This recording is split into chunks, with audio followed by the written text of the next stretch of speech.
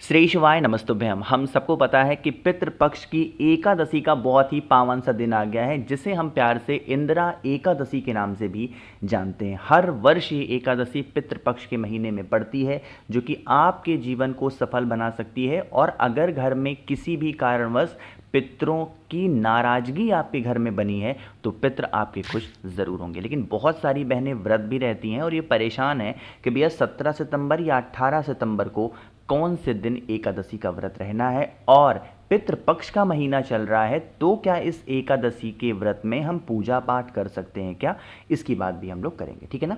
सबसे पहले डेट की बातें करते हैं या और फिर बातें करेंगे कि आपको पूजा करनी है या नहीं करनी। ठीक, देखो, जब कभी भी ऐसे डेट को लेके कोई भी कंफ्यूजन होता है, आपको पता है महाकाल की नगरी उज्जैन के पंचांग की बातें हम लोग हमेशा से करते हैं। ठीक, यहाँ पर एक डेट को नोट करिएगा, सॉरी एक टाइम को नोट करिएगा, जो कि सूर्योदय का समय कब हो रहा है, लगभग 6:17। आप इसको मोटा मोटा मान के चलो, 6:20 पे क्या हो रही है, सूर्योदय। अब यहाँ पर समझने की कोशिश करते हैं। यहाँ पर हम ज़्यादा कुछ नहीं देखेंगे, सिर्फ तिथि देखेंगे। और तिथि क्या है, कृष्ण पक्ष की एकादशी सितंबर 17 12:22 AM लिखा है। इसका मतलब क्या है कि ये एकादशी 17 तारीख को रात में लग जा रही है 12:22 पे, है ना। खत्म कब हो रही है, ये एकादशी 17 तारीख को ही रात में ही खत्म हो जा रही है। कब खत्म हो रही है, रात में ही खत्म हो जा रही है, 12 बजने से पहले। नेक्स्ट डे स्टार्ट हो जा रहा है आपका द्वादशी तिथि। अब यहाँ पर दो पहलू बन रहे हैं, समझिएगा। अगर आपने पूज्य गुरु जी की कथा ध्यान से सुनी होगी, उन्होंने 100 बार बता रखा है कि हमेशा एकादशी का जो व्रत है वो कब करना चाहिए, जो तिथि द्वादशी के साथ जुड़ी हुई हो वही दिन हमारा एकादशी का व्रत का होता है। अब यहाँ पर द्वादशी के साथ जुड़ने वाली तिथि कौन सी है, 17 सितंबर। किसके साथ लग रही है, द्वादशी तिथि के साथ में। और अगर दूसरा पहलू देखें तो जिस टाइम पे सूर्य देवता उदय हो रहे हैं उस टाइम को 17 तारीख को एकादशी का व्रत है। इसका मतलब जितनी भी बहनें व्रत रहना चाहती हों, एकादशी का व्रत आप 17 तारीख को रहेंगी। ठीक, अगर व्रत 17 तारीख को रहेंगी तो पारण करने का समय कब है, 18 तारीख होगा। इतनी बातें क्लियर है। अब दूसरा पहलू एक और समझ लो। जैसे आप अगर व्रत रहते हो, कोई अनुष्ठान के तहत व्रत रह रहे हो, तो ये भी होता है कि हमें बहुत ही ढंग से पूजा पाठ करनी होती है। लेकिन यहाँ पर कंफ्यूजन ये है कि भैया पितृपक्ष चल रहा है तो क्या इस पितृपक्ष में पूजा कर सकते हैं।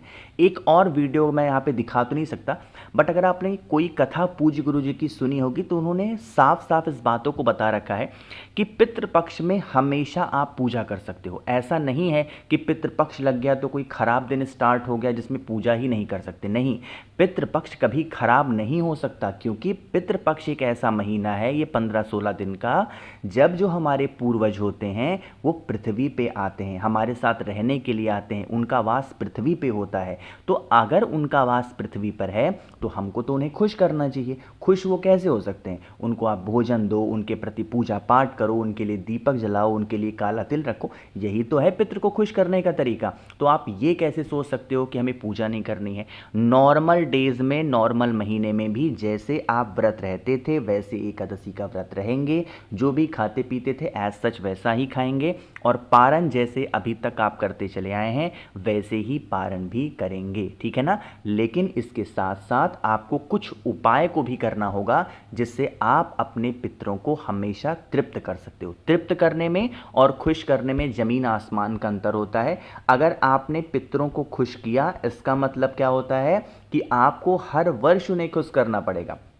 बट अगर एक बार अपने आप पितरों को आपने तृप्त कर दिया तो कभी भी आपको उन्हें फिर खुश नहीं करना, ना उन्हें तृप्त करना है। बातें क्लियर हैं क्या। चलो अब यहाँ पर हम लोग कुछ उपाय के बारे में समझ लेते हैं जो कि एकादशी के दिन करना चाहिए, स्पेशली जब पितृपक्ष की एकादशी हो।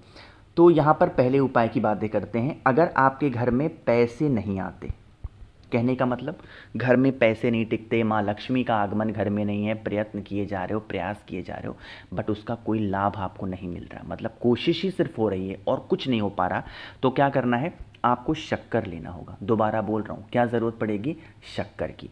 अब पैसे का ये उपाय है, तो पैसे का उपाय अगर हमें अपने घर में करना है तो दिया जलाना है। सबसे अच्छा यही मान लो कि अगर धन की कमी घर में है तो घर में ही दीपक लगाओ। कहाँ पे लगाओगे, आपके घर में जहाँ पर भी बेल का पेड़ हो, चाहे गमले में हो या फिर बड़ा सा पेड़ हो, कहीं पे भी कुछ भी है ना, क्या करना है आपके पास में, मैं थोड़ा सा यहाँ पर, हाँ ठीक है, जो आपके पास में शक्कर मैंने दिखाया ना, उस शक्कर को ऐसे रखिएगा बेल पेड़ के नीचे। ठीक, बेल पेड़ के नीचे शक्कर रखने के बाद में अब जो दीपक आपको जलाना है, हमेशा धन संपदा के लिए कोई दिया लगा रहे हो तो कौन सी होती है, लंबी बत्ती की। तो बेल पेड़ के नीचे पितृपक्ष की एकादशी पे जो भी व्यक्ति क्या करता है, शक्कर को डाल करके और शक्कर के ऊपर दीपक को रख करके माँ सती, माँ पार्वती के स्मरण करते हुए, माँ लक्ष्मी का ध्यान करते हुए अगर इस दीपक को जला देता है तो उनके घर में, परिवार में कभी भी धन धान्य की कमी नहीं होती है,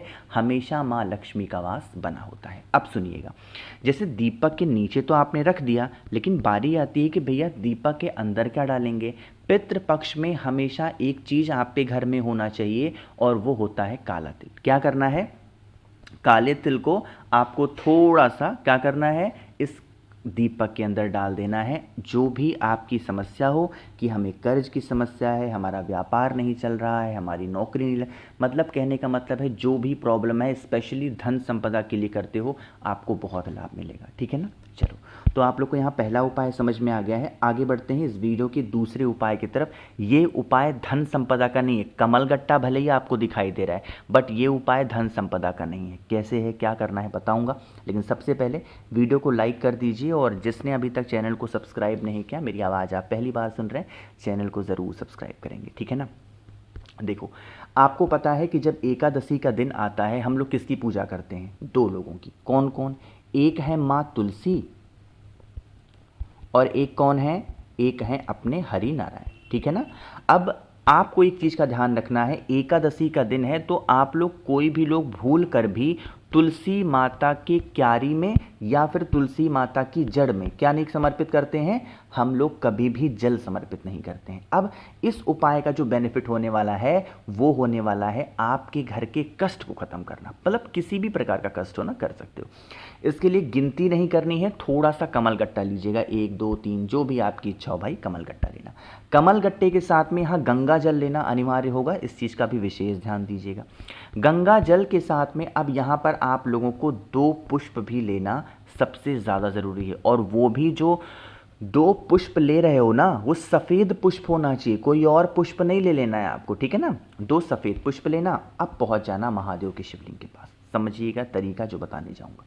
आपके पता है आपके पास में गंगा जल है, सबसे पहला काम करना है, जो गंगा जल होगा उसे महादेव के शिवलिंग के ऊपर समर्पित करेंगे, पितृ देवता अर्यमन का ध्यान करके। दोबारा बोल रहा हूँ, किसका ध्यान करोगे, पितृ देवता अर्यमन का ध्यान करके गंगा जल महादेव के शिवलिंग के ऊपर। ठीक, इतना करने के बाद में जो आपके पास में कमल गट्टा है, शिवलिंग के ऊपर से 5 बार घुमाएंगे क्लॉकवाइज डायरेक्शन, जिस दिशा में घड़ी घूमती है। अपनी मनोकामना, अपनी विशेष को कहते हुए 2 कमल गट्टा या 1 कमल गट्टा जितने भी लिए हों, उसे महादेव के शिवलिंग के ऊपर रख करके, और 2 पुष्प जो मैंने आपको बताए हैं, अब जब उन 2 पुष्प को रखोगे, यहाँ पर एक चीज़ लिखने जा रहा हूँ, शायद आपको इसके बारे में पता होगा।